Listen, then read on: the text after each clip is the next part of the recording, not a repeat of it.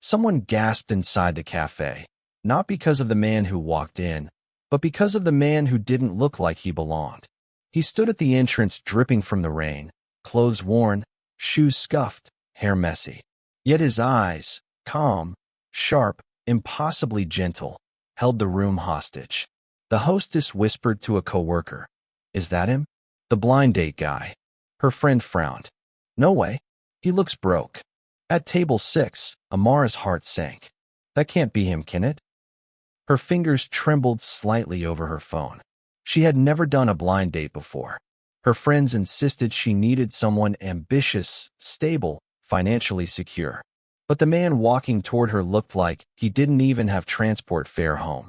Still, he smiled at her, a warm, shy, painfully sincere smile, as if he had been waiting his whole life to see her. "Amara," he said softly. She swallowed. "Yes, I'm Amara." He pulled out the chair opposite her, rainwater dripping silently onto the floor. "I'm Daniel. I hope I'm not too late." She forced a polite smile. Inside, disappointment spread in her chest like slow poison. A poor man. My friends would laugh. My mother would faint. But something strange happened the moment Daniel sat down. The cafe quieted.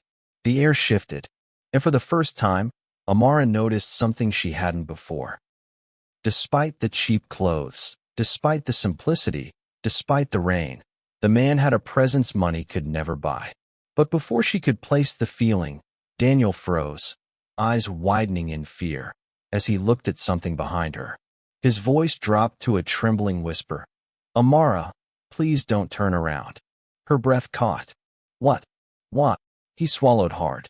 "Because if he sees me, everything I built, everything I'm hiding, will come crashing down." Her heart thundered against her ribs. "What are you talking about?" Daniel's gaze was full of a fear that didn't match a poor man's life at all. It was the fear of a man who had something enormous to lose. Something powerful. Something dangerous. And then he said the words that made Amara's stomach twist. "Please, for your safety, don't let them know I'm here." The cafe continued around them. Laughter, the hiss of steaming milk, the clink of silverware. But Amara felt as though she were trapped inside a bubble. Everything sounded muffled, distant, unreal. "Who are they?" she whispered, her voice barely audible.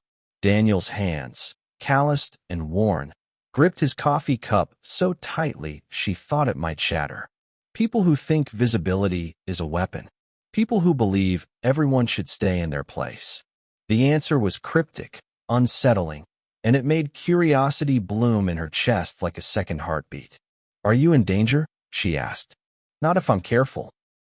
He finally looked at her again, and the fear in his eyes softened into something else, gratitude. "Thank you. For not turning around. For trusting me." "I don't even know you," Amara said, though even as she said it, something in her wanted to. "Then let me tell you who I am," Daniel said, leaning forward slightly. "I'm someone who's tired of being seen for what I have instead of who I am. I'm someone who wanted one honest conversation before the world decided what I'm worth." Amara studied him, the rain still clinging to his hair, the worn cuffs of his jacket, the earnestness in his voice. Against every logical instinct, she believed him. "Okay," she said softly. "Then tell me, who are you?" They talked for hours. Small things first, family, dreams, the guilty pleasures they'd never admit to anyone else. Daniel told her about his mother, a woman who'd worked 3 jobs and still found time to teach him that kindness cost nothing. Amara told him about her own mother's hands, stained with laundry soap, and her younger brother's cough that never quite left in the cold months. She told him about the scholarship she'd been saving for, a physiotherapy program she wanted to join but couldn't afford. She told him about feeling stuck, about watching life happen to other people while she remained stationary. Daniel listened, really listened, in a way that made her feel seen for the first time in years. He didn't offer money or solutions. He asked questions. He cared. "Why hide?" she asked at one point, the question slipping out before she could stop it. He smiled, but it was tinged with sadness. "Because people treat you differently when they know you have money. I wanted to be a man people liked for himself, not for what he could give them. The answer felt like a challenge. See me, not my circumstances. When they finally left, the rain had softened to a gentle drizzle. Daniel walked her to the bus stop, sharing his umbrella, their shoulders touching in the cramped space beneath it. If you ever need help with those scholarship applications, he said as they reached her stop, bring coffee and a candid essay draft.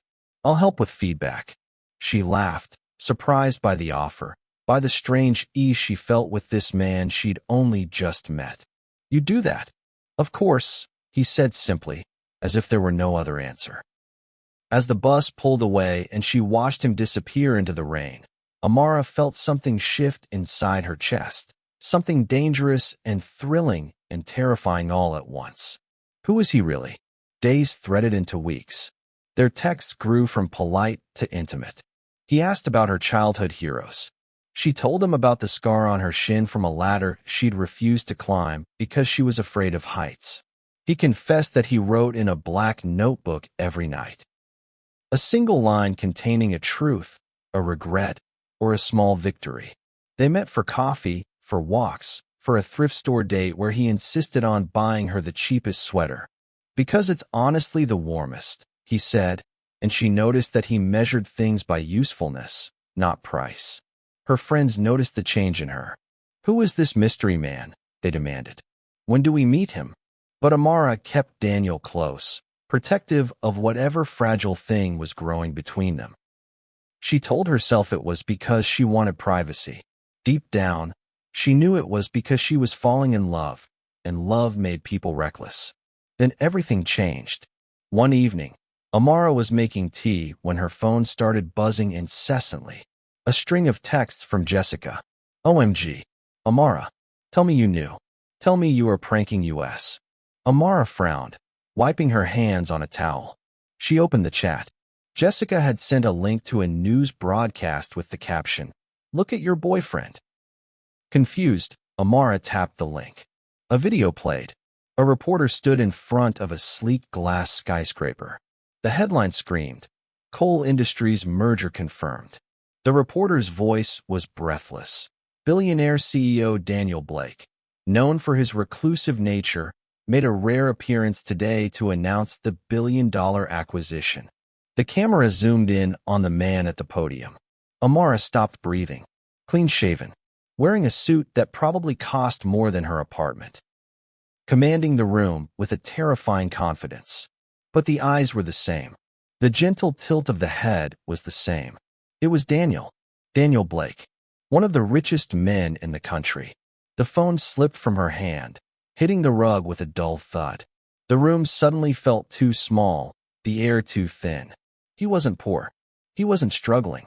The worn clothes, the bus rides, the cheap coffee, it was a costume. And she was the audience he had fooled. A final text from Jessica popped up. "Girl, you hit the jackpot.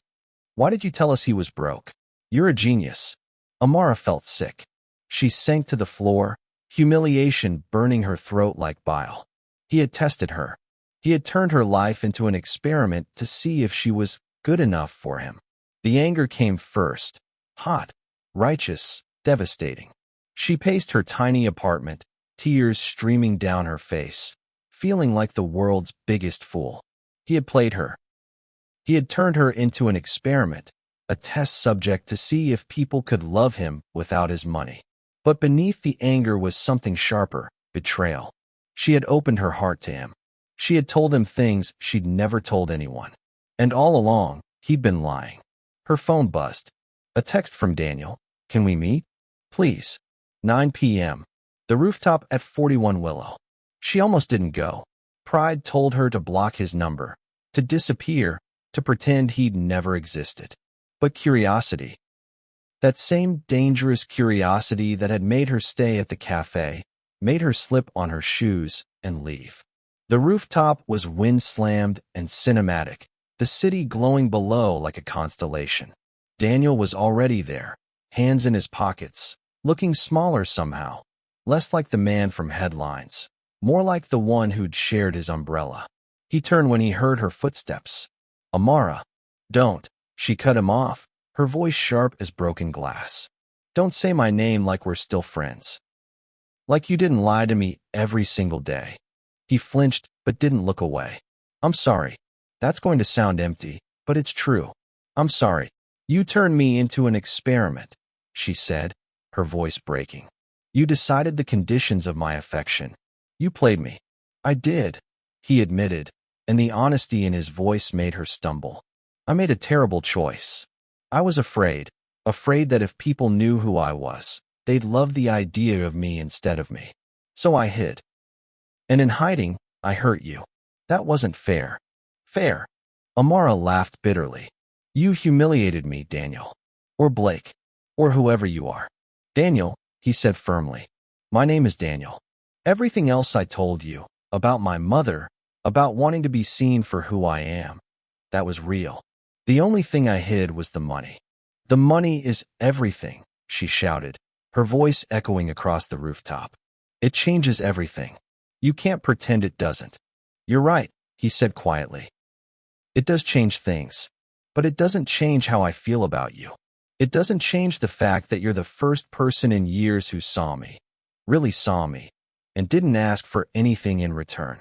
Amara felt tears burning her eyes. How am I supposed to trust you now? Daniel took a step closer, his voice raw. I don't know. I broke your trust, and I can't undo that. All I can do is be honest now, completely honest, and hope that's enough. He pulled out his phone and handed it to her. On the screen was a document, a proposal for a scholarship fund. The Catherine Blake Scholarship Program, she read aloud. For students pursuing healthcare careers who demonstrate financial need. Named after my mother, Daniel said softly. She died when I was 17. Before she passed, she made me promise to use whatever success I found to help people who were where we once were. This fund is her legacy, and I wanted you to be part of it. Amara's hands shook as she scrolled through the proposal. It was thorough, genuine, already funded. Why show me this? Because I need you to understand that the money, it's not who I am. It's a tool, a responsibility. The person you met in that cafe, the one who listened to your dreams and walked you to the bus stop, that's who I am. The rest is just noise. She looked up at him, her vision blurred with tears. You should have told me. I know, he whispered. And I'm sorrier than you'll ever know. But I'm telling you now. No more secrets. No more hiding. This is me, Daniel Blake, CEO, son of a woman who worked herself to death, man who is completely, terrifyingly in love with you. The words hung between them like a fragile bridge. I need time, Amara said finally, handing back his phone. I need to think. Take all the time you need, Daniel said. I'll be here, waiting, however long it takes. A week passed, then two. Amara wrestled with herself, pride against curiosity, anger against hope. Her friends told her to forget him. Her mother, surprisingly, told her to listen to her heart. People make mistakes, baby, her mother said, folding laundry with those soap-stained hands. The question isn't whether he lied. It's why he lied, and whether he's willing to be honest now. On the 15th day, Amara texted him, coffee. Tomorrow. Same cafe. He arrived before her, wearing the same worn jacket from their first date. When she sat down, he smiled, nervous, hopeful, heartbreakingly genuine. Thank you for coming, he said. I'm still angry, Amara warned. You should be. And I don't know if I can forgive you. I understand. She took a breath. But I want to try. Because the person I fell for, the one who listened and cared and made me laugh, I think he was real. I think maybe the suit and the money are the disguise, not the man I met. Daniel's eyes filled with tears. He was real. He is real. I promise you, Amara, no more lies. No more hiding. Just me. The messy, imperfect, honest me. She reached across the table and took his hand. Those calloused, worn hands that had once folded a napkin with such care. Then show me. Show me who you really are. Deal, he whispered. And he did. Over the following months, Daniel kept his promise. He introduced her to his world, not the glamorous one the media portrayed, but the real one. the late nights reviewing employee complaints, the community programs he funded anonymously, the quiet visits to hospitals and schools where he listened more than he spoke. He showed her the black notebook where he wrote his nightly line, and one evening, she read, "Today I learned that being seen is more terrifying than being hidden.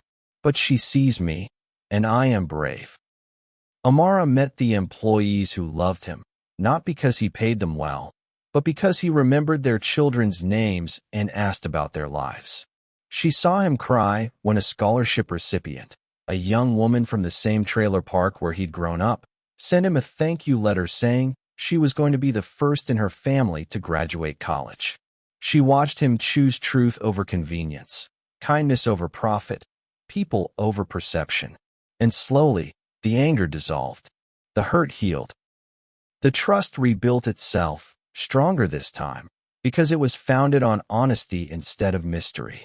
They married quietly, in a small registry office with chipped paint on the door. He wore a second-hand suit. She wore the thrift store sweater he'd once called the warmest. They kept it simple because the vow they made felt larger than spectacle, to be accountable to each other and to the people whose lives they touched. Years later, when people asked Amara about the blind date that changed her life, she always said the same thing. "He taught me that wealth isn't measured in bank accounts. It's measured in courage, the courage to be seen, imperfect and honest, even when it costs you everything."